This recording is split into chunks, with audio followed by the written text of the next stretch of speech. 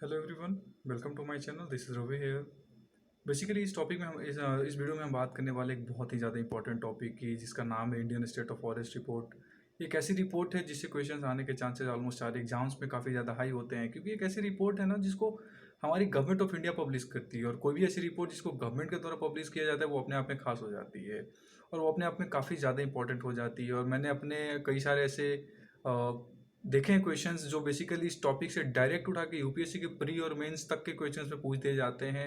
और अगर आप इंडियन फॉरेस्ट सर्विस की तैयारी कर रहे हो तो ये तो टॉपिक कुछ ज़्यादा ही आपके लिए इंपॉर्टेंट हो गया। I think more than important topic अगर मैं कोई बोलूँ इंडियन फॉरेस्ट सर्विस के लिए तो वही है। और सिर्फ इसीलिए नहीं हाई हो जाती क्योंकि आजकल इकोलॉजी और इन्वायरमेंट पे जिस तरीके से फोकस की जा रही है उससे ये टॉपिक अपने आप पे काफ़ी खास बन जाती है। तो हम बात करेंगे Indian state of forest report 2019 की एक खास रिपोर्ट। हमारी वन सर्वेक्षण पे मैं बात करूँ, हमारे देश में वनों की क्या स्थिति है, कितना परसेंट एरिया वन के अंदर आता है, वन क्या होते हैं, बेसिकली किसको हम फॉरेस्ट कहेंगे, किसको हम फॉरेस्ट नहीं कहेंगे, वही अपने आप में एक इंपॉर्टेंट क्वेश्चन बन जाती है। पहले तो हम बात करेंगे जैसा लिखा हुआ है वहाँ पे हम लाइन बाय लाइन पढ़ेंगे और अच्छे से पढ़ेंगे, याद हो जाएगा, बिल्कुल ईजिली मैं पढ़ा दूंगा आपको। एक स्टूडेंट के नाते मैं जितनी सही से पढ़ा दूंगा मुझे नहीं लगा आप उसको मतलब काफ़ी अच्छे तरीके से आप समझ जाओगे।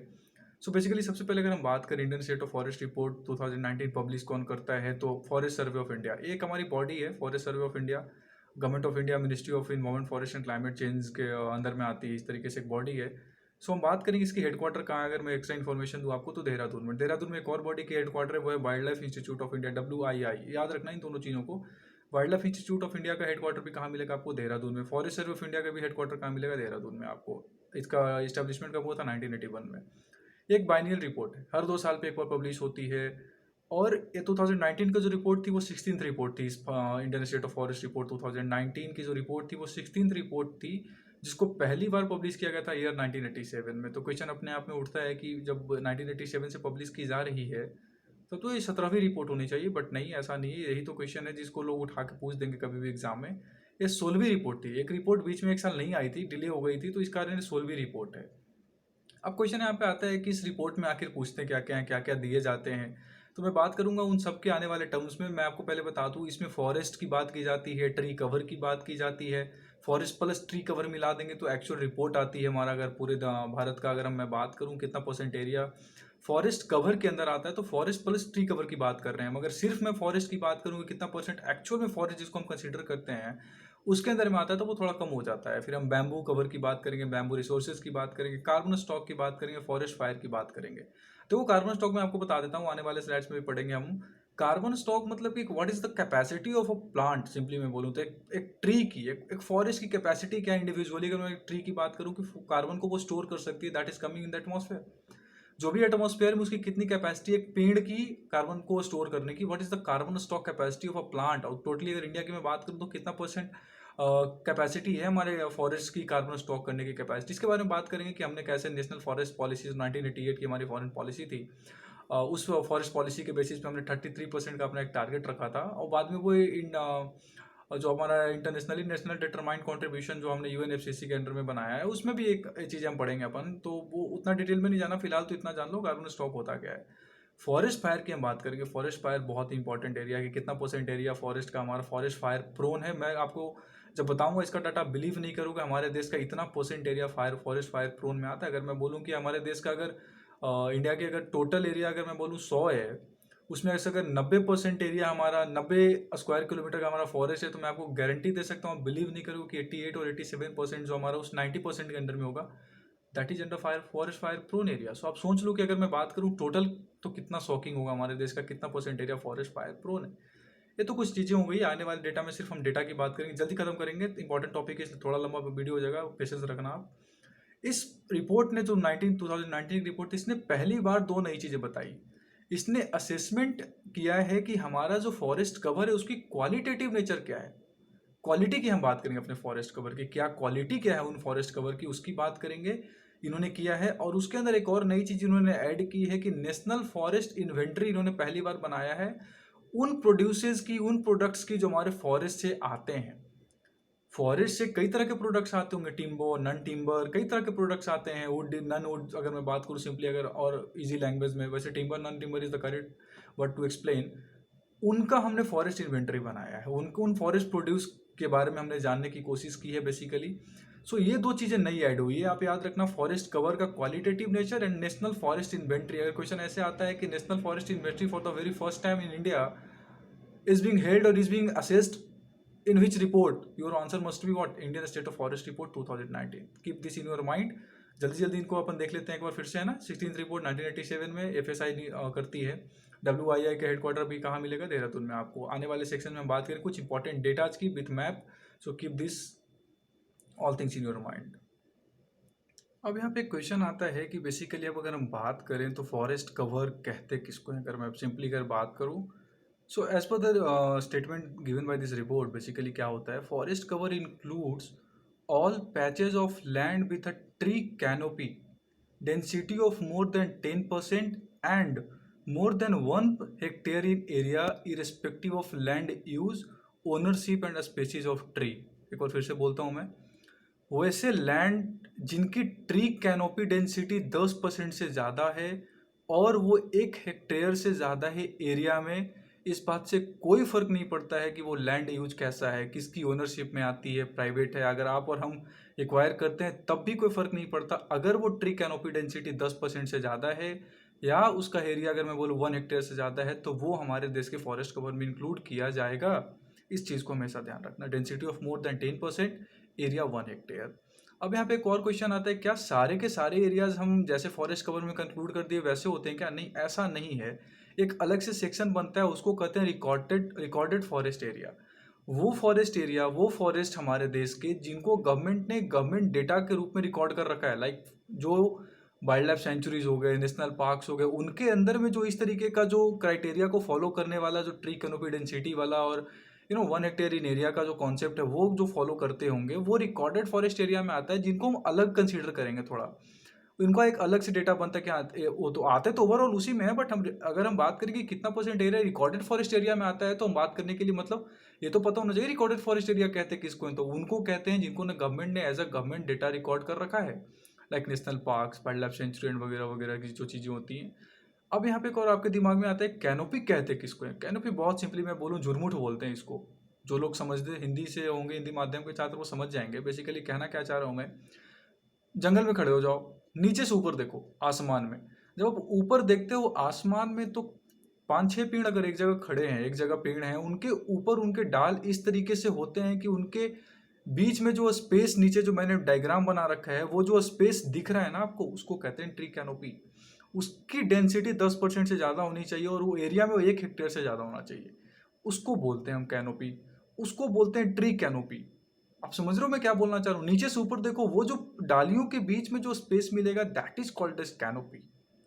अब एक और चीज आपके दिमाग में आएगा, इंडिया में तो स्क्रब्स बहुत सारे हैं, तो क्या स्क्रब्स को भी रिकॉर्ड किया जाता है क्या फॉरेस्ट कवर कंक्लूड करने में? नहीं, ऐसा नहीं है। हाँ, हम डेटा बताते हैं, जैसे बैम्बू कवर का डेटा हम बताएंगे, स्क्रब इंडिया में कितने उसके कवर के डेटा बताएंगे हम, ट्री कवर का अलग से बताएंगे, फॉरेस्ट कवर का ओवरऑल बताएंगे ट्री कवर के साथ मिलाकर, फिर carbon stock and forest fire जैसे पिछले सेक्शन में मैंने बोला। बट लेकिन जब हम कैलकुलेट करेंगे स्क्रब्स को, हम एज अ ट्री और एज अ फॉरेस्ट कवर हम कंक्लूड नहीं करते हैं, जब हम forest cover as a data publish करते हैं। तो इस बात को हमेशा ध्यान रखना, फॉरेस्ट कवर में सिर्फ और सिर्फ ट्री कवर आएगा और फॉरेस्ट कवर आएगा, बस इस चीज़ को ध्यान रखना है। स्क्रब्स को हम उसमें कंसीडर नहीं करते हैं।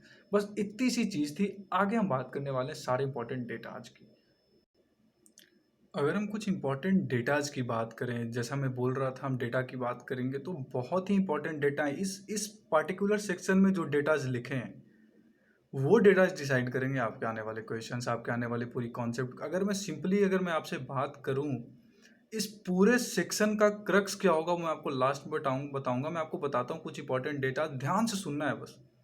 इंडिया की टोटल ज्योग्राफिकल एरिया कितनी है? लगभग 33 लाख स्क्वायर किलोमीटर। अगर मैं एग्जैक्ट बोलूँ तो 32,87,263 स्क्वायर किलोमीटर। कितनी? 32,87,263 स्क्वायर किलोमीटर। इतनी हमारी इंडिया की टोटल कितनी है ज्योग्राफिकल एरिया। अब इस पूरे ज्योग्राफिकल एरिया का अगर मैं बताऊं कि कितना परसेंट पार्ट फॉरेस्ट कवर के अंडर में आता है, so that is 24.56%। Look in the right side, 24.56%, जो इक्विवेलेंट होता है आपके लगभग 8,07,276 स्क्वायर किलोमीटर। मैं फिर से रिपीट कर देता हूँ आपका, 32,87,263 स्क्वायर किलोमीटर, लगभग 33 लाख हमारा एरिया है टोटल, ठीक है। उसका 24.56% जो इक्वल होगा लगभग 8,07,276 स्क्वायर किलोमीटर के इस 24.56% आपकी जुआ पे होनी चाहिए, ये भूलना नहीं है आपको। इस 24.56% की अगर मैं बात करूं कि कितना परसेंट हमारा फॉरेस्ट कवर, सिर्फ फॉरेस्ट कवर है, ट्री कवर को अगर मैं हटा दूं, दोनों मिला के 24.56 है। अगर सिर्फ फॉरेस्ट कवर की बात करेंगे हम तो 21.67% है ओनली।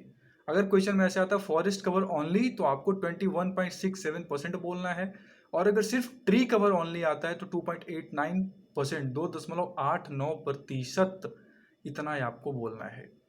अब मैं आपको बताऊं कि ये जो डेटा है हमारा 24.956%, ये 2019 का अगर डेटा है तो 2017 का कुछ तो डेटा रहा होगा, 2 साल पहले। हर साल जैसे मैंने बाइएनियल रिपोर्ट से 2 साल में एक बार आती है, तो 2017 में हमारे पास एरिया था 24.39%। तो क्या हमारा एरिया पिछले 2 सालों में फॉरेस्ट के अंदर जो है वो बढ़ा है? एग्जैक्टली बढ़ा है। कितने से बढ़ा है? 5,188 स्क्वायर किलोमीटर से बढ़ा है। ये जो मैंने लिखा है लास्ट में 5,188 स्क्वायर किलोमीटर, ये हमारा ये बताता है कि हमारा भारत क्या हो रहा है, ग्रीन इंडिया की तरफ बढ़ रहा है, जिसका टैगलाइन मैंने दिया है, हरा होता हमारा भारत। क्या हो रहा है? हमारा भारत हरा हो रहा है। पिछले लगातार कई सालों में हमने ऐसा रिपोर्ट किया है कि हमारा भारत कंटिन्यू ग्रीनिंग इंडिया की तरफ होते जा रहा है, हरा होता हमारा भारत। ये इसलिए मैं बोल रहा हूँ कि यूपीएससी और कई एग्जाम्स में से पूछ देते हैं कि आप पिछले हमने 10 सालों में हमारा forest report, according to forest report, या सिंपली ये पूछ दे हमारा फॉरेस्ट कवर स्टेडली इंक्रीज हुआ, स्टेडली डिक्रीज हुआ, या फिर एक कुछ समय बढ़ा है कुछ समय घटा है। तो आपको ये याद रहना है कि पिछले लगातार डिकेट्स में हरा होता हमारा भारत, ये टैगलाइन आपको याद रखना है। कंटिन्यू प्रोग्रेस पे है हमारा भारत, इस चीज़ को अगर मैं ध्यान में रखूँ तो। जैसा मैंने आपको बोला, स्क्रब को हम रिकॉर्ड नहीं करते, लेकिन हम स्क्रब की डेटा बताते हैं। स्क्रब कितना है इंडिया में? 1.41%। स्क्रब कितना है? 1.41%। बस इतना डेटा याद रखना है। ग्रीनिंग इंडिया याद रखना है, 24.56% याद रखना है। ट्री कवर, सिर्फ ट्री कवर 2.89%, और फॉरेस्ट कवर, सिर्फ फॉरेस्ट कवर 21.67%। आगे बात करें कुछ और इंपॉर्टेंट डेटा आज की। अगर आगे हम बात करें, फॉरेस्ट के अंडर में कई तरह के सेक्शंस आते हैं। अगर आपको लगता है कि फॉरेस्ट मतलब सिर्फ डेंस फॉरेस्ट होता है तो आप गलत जानते हैं।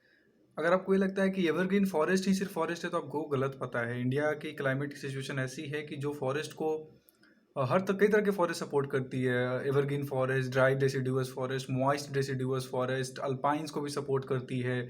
सो अगर आपको ये लगता है कि फॉरेस्ट मतलब सिर्फ डेंस, एक्सट्रीमली डेंस घने जंगल, तो आपको गलत पता है। ऐसा नहीं है। फॉरेस्ट 3 तरह के होते हैं। अगर सिंपली मैं इस रिपोर्ट के अकॉर्डिंगली बात करूं, ओपन फॉरेस्ट, थोड़े से ओपन फॉरेस्ट में बात करूं, उसके बाद मॉडरेटरी डेंस, देन डेंस फॉरेस्ट। अब यहाँ पे क्वेश्चन आता है तो क्या परसेंटेज क्या है उनके? फॉर योर काइंड इन्फॉर्मेशन, हमेशा इस बात को याद रखना कि इंडिया में डेंस फॉरेस्ट सबसे कम पाए जाते हैं इस रिपोर्ट के अकॉर्डिंग, 3.02% ओनली। 3.02% ओनली। अगर आपको कहीं एग्जाम में अगर आपने ये सोच रखा कि इंडिया में सबसे ज्यादा डेंस फॉरेस्ट हो, तो आपको तुरंत ये याद होना चाहिए कि मैंने बताया आपको, आप गलत सोच रहे हो। अगर आप इस डायरेक्शन में सोच रहे हो कि डेंस फॉरेस्ट इंडिया में सबसे ज्यादा है, तो आप गलत सोच रहे हो। आपको ये याद होना चाहिए, इस लाइन को मैं बार बार बोल रहा हूँ, आप गलत सोच रहे हो, क्योंकि इंडिया में 3.02% ही सिर्फ डेंस फॉरेस्ट है। सबसे ज्यादा इंडिया में मॉडरेटरी डेंस फॉरेस्ट। सबसे ज्यादा कौन सा फॉरेस्ट है? मॉडरेटरी डेंस फॉरेस्ट है। ना तो बहुत ज्यादा डेंस, ना ही बहुत ज्यादा ओपन। वो कितनी है? 9.38%। ओपन फॉरेस्ट कितनी है? 9.26%। इन दोनों में कंफ्यूज नहीं होना है। सबसे ज्यादा डेंस, उसके बाद ओपन फॉरेस्ट 9.26%, सबसे ज्यादा मॉडरेटरी डेंस फॉरेस्ट 9.38%। सॉरी, सबसे कम डेंस फॉरेस्ट बोला मैंने। अब यहाँ पे एक नीचे सवाल लिखा है मैंने, बैम्बू कवर। बैम्बू कवर जैसे इस रिपोर्ट ने मैंने बोला पहले बताती है, रिपोर्ट भी बताती है बैम्बू कवर, तो बैम्बू कवर इंडिया में इंक्रीज हुआ है। अब मैंने आपको शुरू में ही बोला था कि फायर प्रोन एरियाज की अगर हम बात करें तो इंडिया में बहुत ज्यादा फॉरेस्ट हमारा फायर प्रोन में आता है। आप खुद ही सोच लो, 24.56% में से 21.4% एरिया फायर प्रोन है। इस फायर प्रोन का क्या मतलब होता है? कभी भी इन एरियाज में आग लग सकती है।